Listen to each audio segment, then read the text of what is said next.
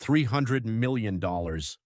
That's what one man earned in the last 12 months alone, while he was chasing his final World Cup dream. Cristiano Ronaldo was quietly running a billion-dollar empire most fans know nothing about: hotels, gyms, crypto deals, a fashion line. By the end of this video, you'll know exactly how he built it and how much it's really worth.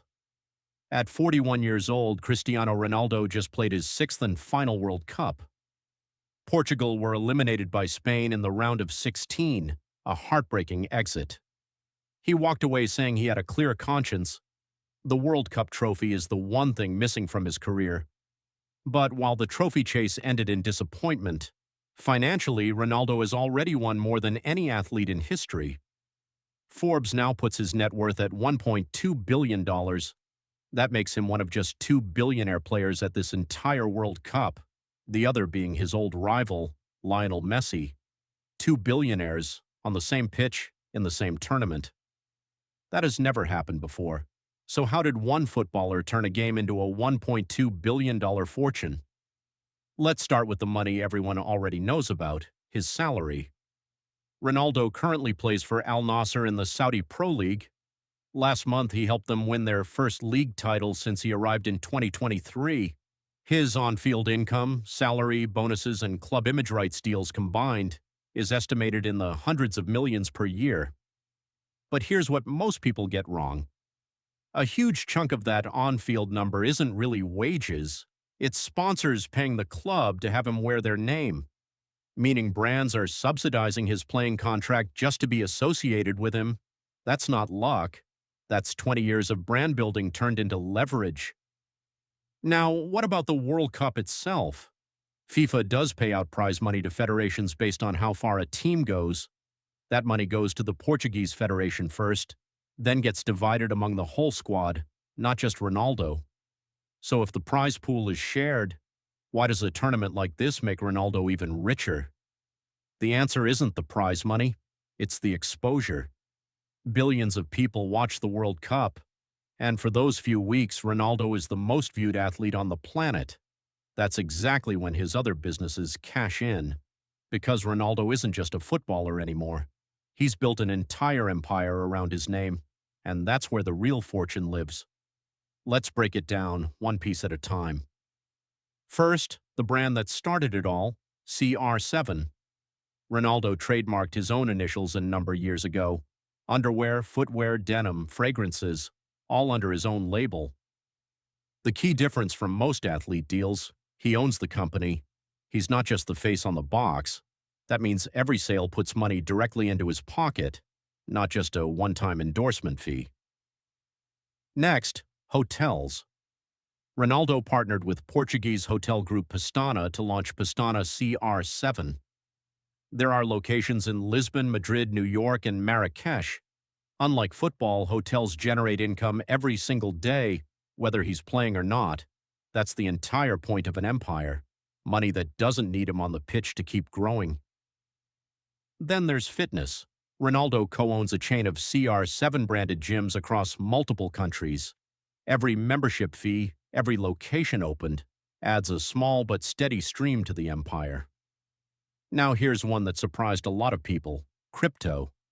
Ronaldo signed a long-term global ambassador deal with Binance, one of the world's largest crypto exchanges. The deal reportedly includes NFT collections and long-term partnership payouts. Why would a crypto company pay a footballer this much? Simple. They're not paying for football skill, they're paying for attention. Ronaldo has one of the largest social media followings of any human being alive. One single post reaches more people than most TV networks. That single fact turns every post into a paid advertisement worth millions. So let's tie all of this together. Add up the salary, the sponsorships, the businesses, and Forbes puts his total at $300 million over the last year alone. That ties the record for the single largest 12-month earnings ever recorded for any athlete in history. The only other name at that level is boxer Floyd Mayweather. And across his whole career, Ronaldo has now crossed $2 billion in total earnings, the only active athlete to ever do that. Now, naturally, comparison time. Messi also joined the Billionaire Club this year with a net worth around 1.1 billion, two of the greatest players ever, both billionaires, both in the same World Cup. In fact, the top 11 highest-paid players at this entire World Cup earned a combined $950 million in the last year. That's not a company payroll, that's one football lineup. Which tells you exactly how much money now moves through this sport. So here's the real question this video is really about. It wasn't just football that made Ronaldo a billionaire. It was treating his own name like a business, starting years before most players even think about retirement. Let's rewind, quickly, and see exactly how that started. Ronaldo signed his first major sponsorship deal with Nike back in 2003, before he'd even left Portugal for Manchester United. That relationship alone is reported to be worth over $1 billion across his lifetime. Most players sign renewable contracts. Ronaldo secured a lifetime deal, meaning Nike pays him for life, regardless of when he retires. That single decision, made in his 20s, is the blueprint for everything he built after. So if we zoom out, what can we actually learn from how Ronaldo built this? Rule 1. Own the brand, don't just rent your face to one. Most athletes take endorsement checks.